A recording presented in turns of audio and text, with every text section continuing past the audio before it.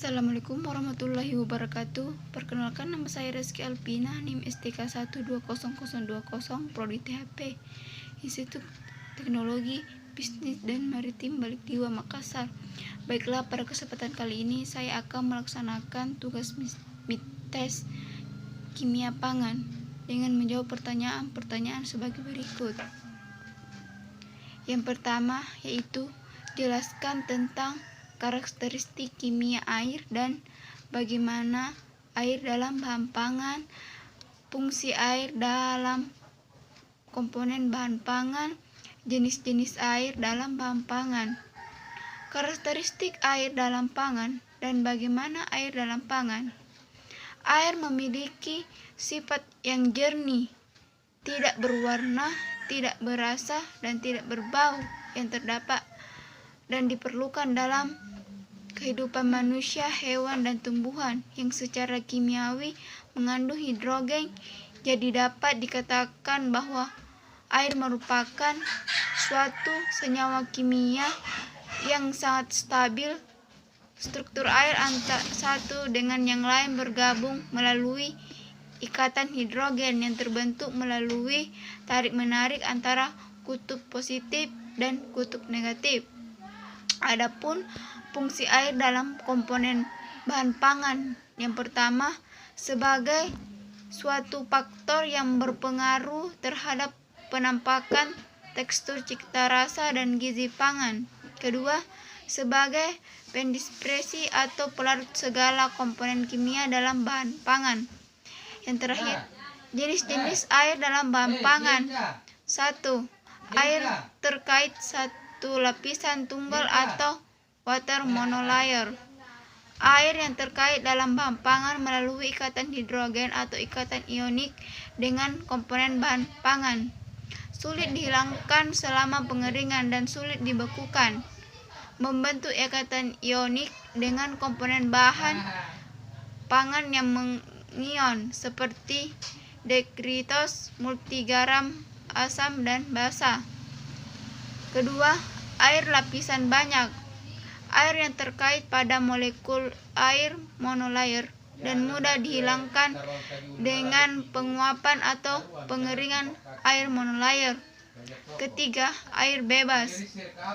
Air yang mengisi ruang sel dan pori-pori dengan bahan pangan berpengaruh pada proses kerusakan bahan pangan melalui reaksi enzimatik dan proses mikrobiologi, membeku pada derajat Celcius dan mudah menguap pada suhu 70 derajat Celcius. 2. Jelaskan tentang metode Antron, metode Nelson-Somic, analisis serat kasar, dan spektrofotometri dan kurva standar. Metode Antron sulfat merupakan salah satu contoh metode kolorimetri untuk menetapkan konsentrasi dari gula total yang ada di sampel. Gula bereaksi dengan reagen Antron dalam kondisi asam yang akan membentuk warna biru kehijauan. Metode Nelson-Somic. Prinsip metode Nelson-Somic adalah reaksi oksidasi antara reagen Nelson dan glukosa yang kemudian dapat membentuk senyawa kompleks setelah menambah reagen arsenonitrat. Senyawa kompleks yang terbentuk diukur absorbensinya menggunakan spektrofotometer overfish. Analisis serat kasar. Analisis kadar serat kasar adalah usaha untuk mengetahui kadar serat kasar pada makanan. Prinsip utama dari serat kasar adalah mengikat air selulosa dan pektin. Spektrofotometri dan kurva standar. Spektrofotometri adalah di dalam ilmu kimia, spektrofotometri adalah salah satu metode pengukuran kuantitatif dalam kimia analisis terhadap sifat refleksi atau transmisi cahaya suatu materi sebagai fungsi dari panjang gelombang. Kurva standar. Dalam kimia analitik, sebuah kurva kalibrasi juga dikenal sebagai kurva standar, adalah sebuah metode utama yang digunakan untuk menentukan konsentrasi suatu zat dalam suatu sampel yang tidak diketahui dengan membandingkan yang tidak diketahui ke dalam seperangkat sampel standar dari konsentrasi yang telah diketahui.